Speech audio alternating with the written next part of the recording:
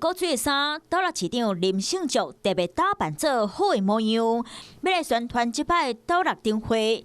今年的灯会投入600万的经费，甲纪念馆和倒落艺术水花园区正做灯区，其中主灯区嘛用人生的充电站来做设计。这个灯会的主轴叫做人生充电站哈。为太平老街1万粒的灯海到兴溪纪念馆，倒落艺术水花园区，沿路拢有到真水的花灯，邀请愈侪民众伫咧过年时来倒落佚佗。我们会在元宵节之前呢，把这样的整个光雕还有所有的这些灯会呢，都打造起来。倒落光雕灯会仪式，卖伫咧1月2日暗时举办。